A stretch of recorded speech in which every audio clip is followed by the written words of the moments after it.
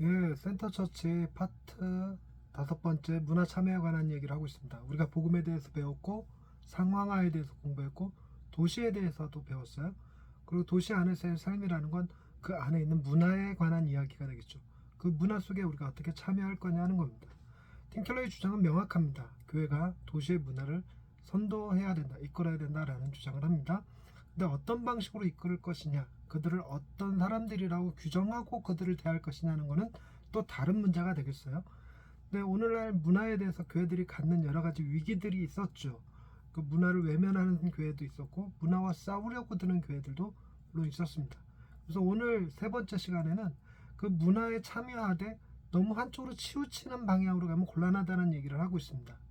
우리가 지난 시간에 5가지 그 이론들에 대해서 살펴봤어요. 문화와 대립하는 그리스도, 문화 속의 그리스도, 문화 위의 그리스도, 그리스도와 문화의 역설, 그리고 문화를 변혁하는 그리스도 5개를 살펴봤고, 이거를 4가지로 구분할 수 있다고 얘기했어요. 변혁주의, 반문화, 두한국, 적절성 모델, 이렇게 4가지로 분류해 볼 수 있다고 얘기를 했었는데, 이 중에 어느 하나에 딱 치우쳐져서 이것만이 옳아라고 생각하고 밀고 나가면 반드시 문제가 발생한다는 거예요.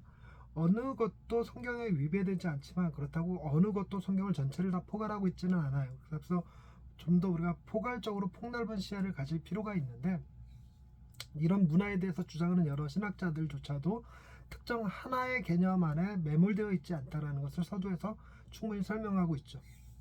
우리가 단순히 우리 주변의 사람들로 살펴보자면, 우리가 속해 있는 동아리, 직장 혹은 친구들의 모임 같은 데 가서 거기서 우리의 입장을 어떻게 드러낼 것인가 하는 것입니다. 예를 들자면 술, 담배 하는 친구들 사이에 껴서 니네들 술, 담배 하는 거 죄야, 이제부터 우리 모임은 술, 담배 금지시킬래, 내가 회장하겠어, 이런 식으로 나가갖고 될 일이 아닌 거잖아요. 그렇다고 해서 같이 술, 담배를 해버리는 것 또한 문제가 될 것입니다. 그리고 아예 그럼 니네들은 술, 담배 해, 니는 니네들대로 살아, 나는 나대로 살 거야 하고 거기를 탈퇴해버리는 것도 옳은 방법은 아닐 것입니다. 근데 탈퇴라는 건 있을 수가 없어요. 물론 반문화주의처럼 아예 수도원으로 들어가 버린다든가 우리만의 공동체를 만들어서 우리끼리 살아간다든가 이러면 가능하긴 하겠지만, 그것이 꼭 반드시 옳은 것만은 아닐 겁니다.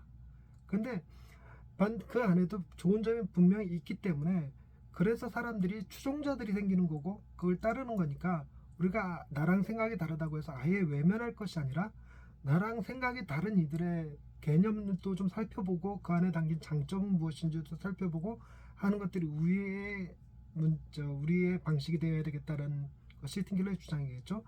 교회가 지금 직면하고 있는 여러 가지 문제들이 있습니다. 일단 우리는 복음을 전하는 데 주된 관심이 있으니까 어떻게 그들에게 복음을 전하고 그들에게 그리스도를 알릴 수 있을 것인가. 근데 우리가 동아리 안에서 계속 만날 때마다 예수 예수 예수 복음 복음 구르고 있으면 그들이 들을 것인가? 그렇지 않죠. 문제는 그들과 어떻게 해야 연결될 수 있는지, 대화의 물꼬를 틀 수 있는지, 이런 걸 잘 못해요. 그러니까 뭔 얘기를 꺼내면 불안합니다. 이런 무능력이 우리한테 있어요. 뿐만 아니라 우리가 속해 있는 공동체 내에, 그러니까 우리 친구들 모임 가운데서도 그 친구들 중에 아픈 이들이나 혹은 가난한 친구들 혹은 사정이 있어서 집안에 문제가 있어서 모임에 참여하지 못하는 친구들에 대해서 우리 역시 외면해 버리면 문제가 생긴다는 거예요. 이 문화 속에는 다양한 사람들이 돈이 많아도 심리적으로 이렇게 소외되어 있는 사람들도 있겠고, 돈 자체가 없어서 가난한 이들도 있을 거예요. 그들과 함께하지 못한다면 우리 역시 주변부로 밀려나고 말 거라는 거죠.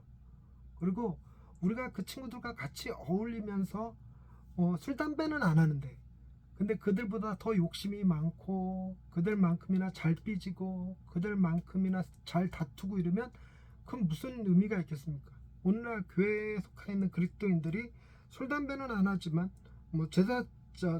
조상 제사는 지내지 않지만 그래 개인주의적이고 소비적이고 물질주의적이고 권력지향적인 거는 맞잖아요. 이런 것들이 과연 문화 속에 들어와서 우리의 언어가 설득력을 지닐 수 있겠는가 하는 문제도 있겠죠. 또 다른 문제는 어떤 그 영향력을 가지려고 들었어요. 가장 많은 돈을 내가 내니까 나는 이 모임에서 주도적인 역할을 해야 돼, 내가 말하는 발언이 더 맞아야 돼, 이런 식으로 주장해 나가고는 안 되죠. 마치 중세시대 마냥 성직자들이 전부 다 정치인들이 되고 권력자들이 되고 하는 방식으로 세상을 바꾸려고 하는 것은 되게 위험한 방식이 될 것입니다. 근데 이런 것들이 오늘날 교회가 시도를 하고 있다는 게 문제죠. 그래서 팀 켈러는 이번 장에서 이 각각의 4가지 모델들을 보면서 이 모델들의 강조점은 뭐고 문제점은 무엇인지 이런 것들에 대해서 설명하고 있는데, 제가 여러분들한테 드린 도표는 3장과 4장 모두에 나와 있는 것들을 다 하나로 모아놓은 겁니다. 그러니까 이제 어떤 때 가장 좋은 것들인지를 이렇게 설명하는데, 이번 장에서는 치우치지 말라지만 다음 장에서는 참여를 두려워하지 말라거든요. 그러니까 참여를 할 때 우리 공동체, 내가 속해 있는 공동체가 어떤 친구들인지를 좀 파악하는 노력이 필요해요. 그리고 그들이 교회에 대해서 가지는 관점, 생각들 이런 것도 좀 파악할 필요가 있겠죠. 그래서 지금은 말하는 것이 좋은 것인지 그냥 동참하는 것이 좋은 것인지, 아니면 어쩔 때는 아예 이 모임에서 탈퇴하는 것이 살아남는 길인지, 이런 것들은 이 공동체의 특성에 따라서 달라지겠죠. 그러니까 그런 것들을 잘 살펴봐야 되는데, 팀 켈러 이걸 계절이라는 말로 표현을 했고, 각각을 살펴보자면 변혁주의 모델 같은 경우는 문화 중심에 있는 우상들을 이렇게 깨부시겠다고 힘을 가지려고 하는 데 이제 강조점이 있어요. 그러니까 그들은 파워를 필요로 하죠. 힘을 필요로 합니다. 그래서 그들은 문화에 대해서 주도적인 역할을 하려고 하고, 그들의 생각 자체는 너무 전투적이에요. 자꾸 싸우려고 들어.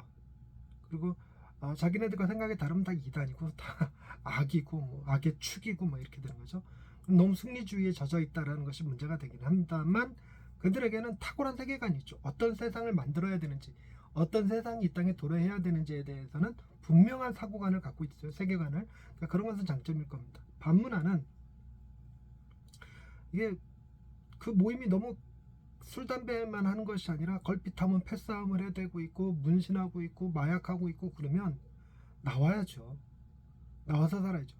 그걸 겨울이란 말로 표현하는데, 되게 이제 그 공산주의 국가들이 이런 걸 거예요. 그럼 지하 세계로 숨어 들어가야겠죠. 그래도 북한 같은 경우는 그러니까 반문화가 될 겁니다. 그래서 그들 안에서 우리끼리 그리스도가 통치하는 삶을 실현해 보고자 하는 노력들을 합니다. 근데 문제는 이제 그런 문화가 개토화가 돼버려요. 개토화가 돼버려서 전혀 복음이 세상 밖으로 나가지를 않습니다. 그 공동체 밖으로 나가지를 않아요. 사람들이 들으려고 하지도 않죠. 이런 반문화주의가 가지고 있는 그 문제점이 뭐냐면, 하나님께서 저들에게도 일반 은총을 주셨다는 사실을, 저들 안에서도 선을 행하고 계신다는 생각들을 놓쳐요. 저들은 무조건 나쁘기만 하다고 생각하는 거죠. 여러분, 조폭이 아무리 나쁘긴 해도 그 안에 의리는 살아있고, 그죠? 조직원 한 명이 책임을 지면 그 가족들을 돌봐줄 줄 아는 그런 정성들은 있습니다. 그러니까 일반 은총이 있어요. 그러니까 일반 은총을 너무 간과했다라는 거죠. 그런데 이제 반면으로 중요하게 보여야 될 거는 강점이라면 대학 문화. 그러니까 사람들이 그리스도인이 다스리는 세상은 어떤 세상일까를 이렇게 표본으로 보여줄 수 있는 모델은 만들어낼 수 있겠죠. 그런 대학 문화를 볼 수 있습니다. 그러니까 두한국 같은 경우는 일반 은총을 너무 강조한 나머지 일반 은총과 특별 은총, 그들에게는 특별 은총이 없어서 구원에 이르지는 못하지만 일반 은총이 있어서 그들 나름대로 정치력을 발휘하고 지도력을 발휘하고 그들 나름대로 문화를 선하게 이끌어 나갈 수 있는 힘이 있다는 거죠. 그렇기 때문에 그들 세상에 대해서 특별히 관여하지 않는 겁니다. 그러니까 친구들 모임에 가서 친구들이 제법 괜찮은 친구들이에요. 뭐 착하게 살아, 다 성실하고, 다만 술 담배도 좀 하고, 어떤 친구는 절에 가고 어떤 친구는 가끔 점도 봐. 그런다 할지라도 두한국 모델을 지지하는 사람이라면 그들 가운데 같이 친구로 놀 때 그들이 하는 문화는 따라하지 않는 거죠. 그러면서 그들이 선한 일을 할 때도 참여하지 않는다는 게 문제이긴 합니다. 적절성은 또 반대로 그들이 선한 일을 항상 한다고 생각해서 같이 하려고 노력하고, 같이 하는 데 있어서 자칫 그들처럼 동화돼서 전 보는 것도 별 문제 없을 것 같이 느끼고,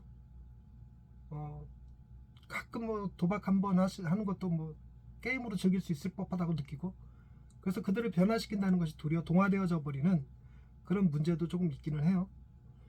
두한국의 문제점은 성경과 복음의 필요성을 간과했어요. 일반 은총으로 돌아가고 있다고 해도 그들에게도 특별 은총이 선포되어야 되겠죠. 복음을 전해야 될 것입니다. 그리고 성경적인 세계관에 대해서 보여줄 수 있어야 되고 가르쳐 줄 수 있어야 될 텐데 그걸 잘 안 한다는 거죠.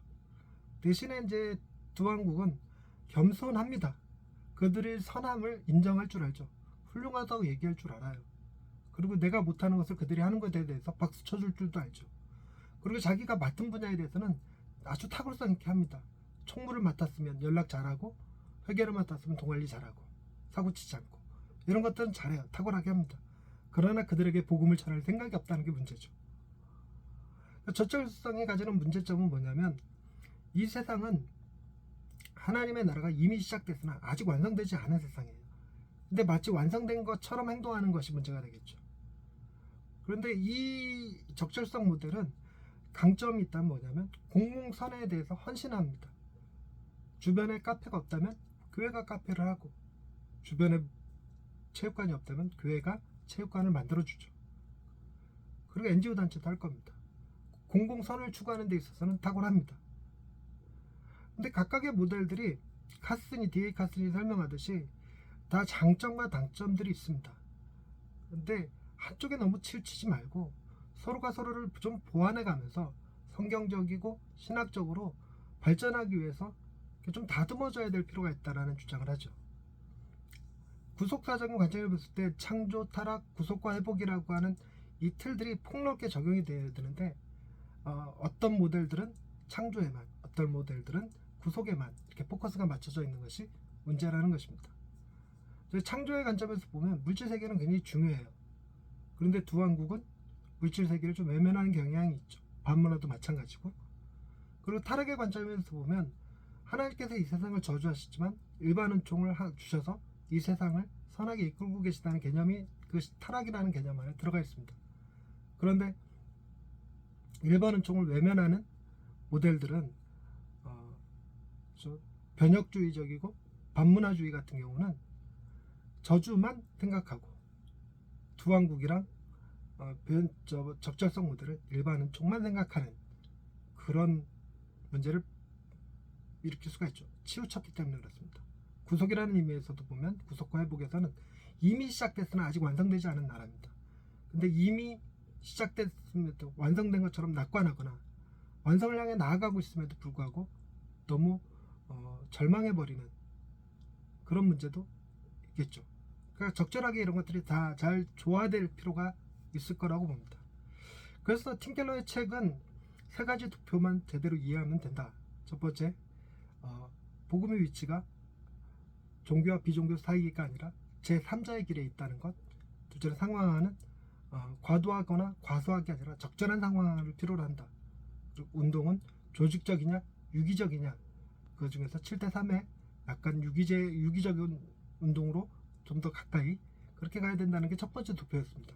그리고 두 번째 도표가 이 문화에서 요겁니다. 이 도표를 자세히 보시면 세로축과 가로축이 있죠. 세로축은 일반 은총이 이 세상에 있다고 생각하느냐 없다고 생각하느냐, 가로축은 이 문화에 있어서 참여하는데 적극적으로 할 거냐 소극적으로 할 거냐에 따라서 갈라지게 될 것입니다. 일반 은총이 가득하다고 생각하는 건 두 왕국과 적절성 모델이고, 일반 은총이 없다고 생각하는 쪽은 반문화주의와 변혁주의입니다. 그들의 생각이 옳다면, 그들의 자신들의 생각이 옳다고 생각하면 거기에 맞게 일반 은총이 없다고 생각하면 반문화주의, 변혁주의가 될 거예요. 근데 이게 너무 순진하게 생각하면 안 되는 것이, 세상에 평균적으로 일반 은총이 있다 없다를 얘기하기보다 지금 내가 속해 있는 나의 공동체가, 내 주변의 사회가 일반 은총이 작동이 제대로 되고 있느냐 그렇지 않느냐에 따라서 적극적으로 할 거냐 소극적으로 할 거냐가 결정되겠죠. 그러니까 이런 문제들에 대해서 각각의 나라들의 처한 상황이 있고, 그리고 시대가 주는 상황이 있습니다. 우리가 코로나를 겪으면서 우리나라는 약간의 반문화주의로 가야 될 필요가 좀 있어 보이긴 합니다만, 두 왕국으로 갈 필요가 있어 보이긴 합니다만, 어찌됐거나 그럼에도 불구하고 세상을 섬기려고 노력하는 적절성 모델도 배워야죠. 그리고 그들의 모임에 함께 참여하는 것도 필요할 겁니다. 그리고 지금과 같이 아예 정치가 둘로 딱 쪼개져 갖고 이게 민주당이냐 아니면 국민의힘이냐 이걸로 나눠서 서로 손가락질하고 비난하고 있는 시대라면 정치에 적절하게 우리도 참여해서 우리의 의견을 낼 필요도 있을 거예요. 병역주의 모델에서 배울 필요도 있을 것입니다. 그리고 뿐만 아니라 이번 장에서 중요하게 봐야 되는 것은 게알더스 보스가 얘기했던 하나님 나라와 교회 은혜와 영광이라고 하는 박스글이었어요.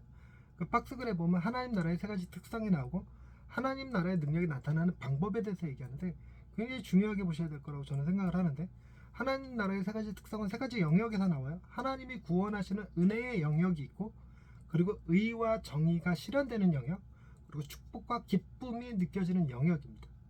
다시 얘기해서 통치의 영역, 그 다음에 정의의 영역, 그 다음에 감정의 영역이 있겠죠. 그런 영역들을 어떻게 이 땅에 실현시킬 것인가, 종말론적 관점에서 전천년설이냐 후천년설이냐 무천년설이냐 뭘 지지하냐에 따라서 우리의 생각이 많이 달라질 수도 있을 거예요. 적절하게 필요하다고 봐요. 틴켈러는 두 가지를 다 언급했죠.